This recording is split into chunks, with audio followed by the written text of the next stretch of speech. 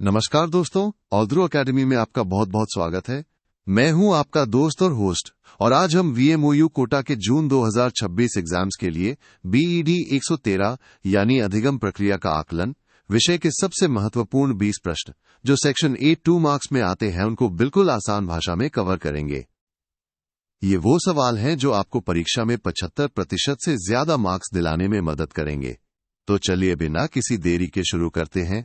तो दोस्तों, हमारा पहला सवाल हेमापन को परिभाषित कीजिए। और साथियों, आप देख सकते हैं प्रश्न कितनी बार रिपीट हुआ है। दिसंबर 2022 2023, जिलमिन दिसंबर 2020, जून 2016, 2019 2022। मतलब है, सवाल तो आपको रट लेना है। बहुत बहुत इंपॉर्टेंट है ये। इसको आप ऐसे समझिए, मापन एक ऐसी प्रक्रिया है जिससे हम किसी भी चीज की मात्रा को उसके परिमाण को नंबर्स में बदल देते हैं। जैसे अगर हमें किसी बच्चे की हाइट मापनी है तो हम उसे सेंटीमीटर या इंच में बताते हैं, है ना? यही मापन है। अगला सवाल प्रश्न 2, NCF का पूरा नाम पूर्ण रूप लिखिए। और फिर से देखिए दोस्तों, ये भी कई बार पूछा गया है। दिसंबर 2016 से लेकर दिसंबर 2023 तक जून के एग्जाम्स में भी आया है। तो ये भी एक हॉट टॉपिक है। तो इसका जवाब बहुत सीधा और सरल है। NCF का पूरा नाम है नेशनल करिकुलम फ्रेमवर्क। याद रखिएगा, ये हमारे शिक्षा प्रणाली का एक बहुत ही महत्वपूर्ण दस्तावेज है। चलिए बढ़ते हैं प्रश्न 3 की ओर। मूल्यांकन को परिभाषित करें। ये भी एक बहुत ही कॉमन और जरूरी सवाल है जो अक्सर परीक्षाओं में आता है। इसको आप ऐसे समझिए, मूल्यांकन का मतलब है जब हम किसी छात्र के व्यवहार में आए बदलावों को देखते हैं, उनसे जुड़ी जानकारी इकट्ठा करते हैं और फिर उसकी व्याख्या करते हैं।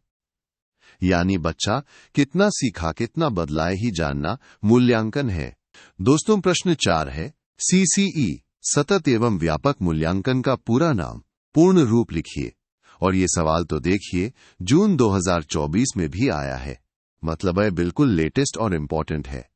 इसे तो बिल्कुल मिस मत कीजिएगा। तो CCE का फुल फॉर्म है निरंतर व व्यापक मूल्यांकन। इसका मतलब है बच्चों का लगातार और हर पहलू से मूल्यांकन करना, सिर्फ परीक्षा के दिन नहीं बल्कि पूरे साल। हमारा अगला सवाल प्रश्न 5, ग्रेडिंग प्रणाली को परिभाषित कीजिए। इससे आप क्या समझते हैं? यह भी जून 2024 में आया है, तो इसकी भी पूरी संभावना है कि यह फिर से पूछा जा सकता है। ग्रेडिंग प्रणाली एक ऐसी व्यवस्था है जहां बच्चों को नंबर देने के बजाय उनके प्रदर्शन के आधार पर ग्रेड दिए जाते हैं, जैसे ABC। ये एक स्टैंडर्ड तरीके से बच्चों का मूल्यांकन करती है जिससे उनकी तुलना करना आसान हो जाता है। दोस्तों, क्या आप भी अपने एग्जाम में 75% से ज्यादा मार्क्स पक्के करना चाहते हैं? तो फिर देर किस बात की, इस पूरी PDF गाइड को अभी डाउनलोड करें। इसमें आपको सारे महत्वपूर्ण प्रश्न और उनके जवाब मिलेंगे जो आपकी तैयारी को सुपरचार्ज कर देंगे। डायरेक्ट लिंक नीचे डिस्क्रिप्शन बॉक्स में दिया गया है। अभी क्लिक करें और अपनी सफलता सुनिश्चित करें। चलिए अब देखते हैं प्रश्न 6, अधिगम को परिभाषित कीजिए।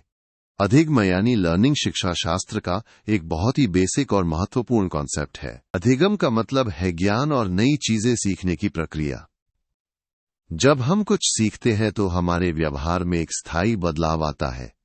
जैसे साइकिल चलाना सीखना या कोई नई भाषा सीखना, ये सब अधिगम ही है। प्रश्न 7 है वैधता क्या है? ये भी एक ऐसा सवाल है जो अक्सर पूछा जाता है, खासकर मूल्यांकन और परीक्षण के संदर्भ में। वैधता का मतलब है कि कोई भी टेस्ट या परीक्षा जिस मकसद से बनाई गई है, क्या वो उस मकसद को पूरा कर रही है? अगर एक गणित का टेस्ट गणित का ज्ञान ही मापता है तो वो वैध है। ये परीक्षण की सच्चाई को बताती है। अगला सवाल प्रश्न 8, बहुलक क्या है? ये सांख्यिकी से जुड़ा एक आसान लेकिन जरूरी सवाल है। बहुलक का मतलब है किसी डेटा सेट में जो नंबर सबसे ज्यादा बार आता है वही बहुलक कहलाता है। जैसे अगर आपके पास 2, 3, 3, 4, 5, 3 है तो 3 बहुलक होगा क्योंकि वो सबसे ज्यादा बार आया है। प्रश्न 9, शिक्षण बिना बोझ के, लर्निंग विदाउट बर्डन, किस समिति की अवधारणा थी?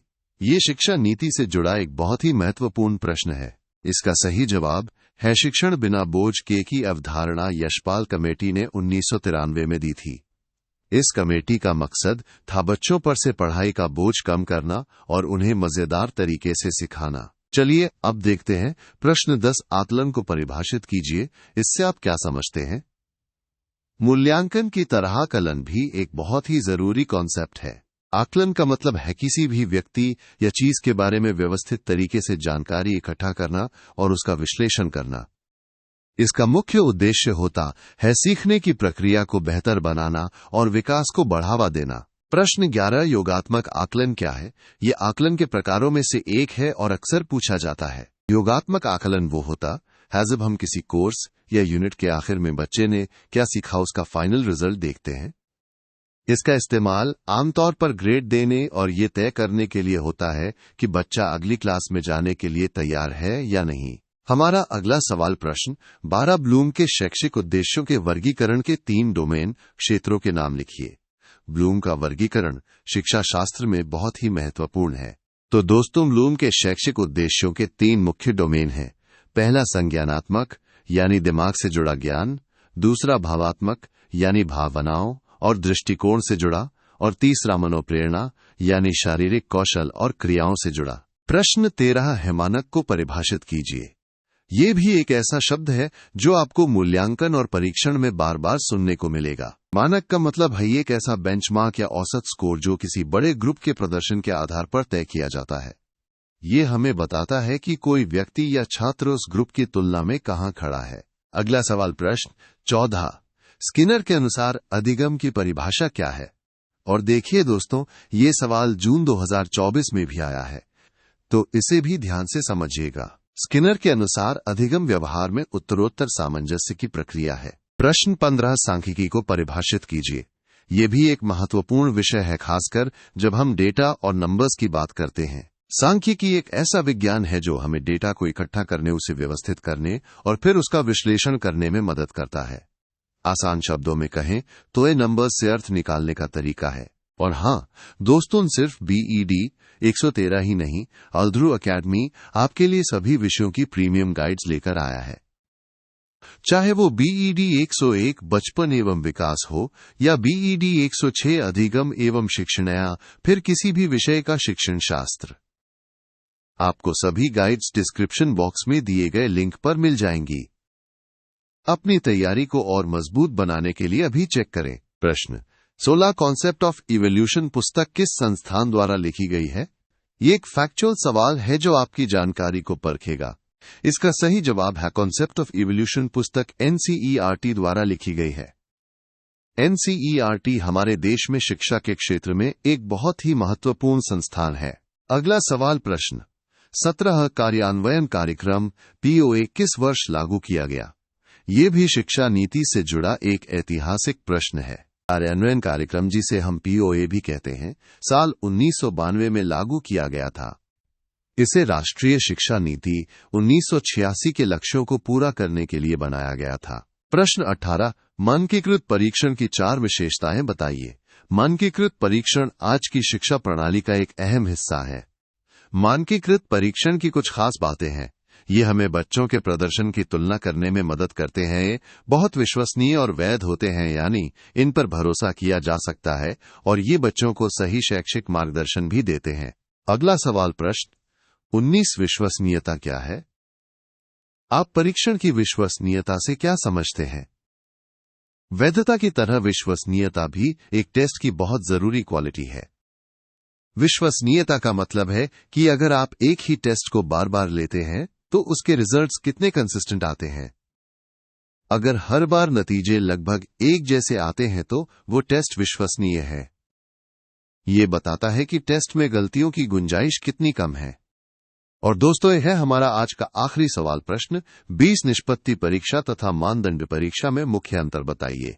ये दोनों ही मूल्यांकन के महत्वपूर्ण तरीके हैं। तो इन दोनों में मुख्य अंतर यह है कि मानदंड परीक्षा ये देखती है कि बच्चे ने सीखने के उद्देश्यों को कितना हासिल किया।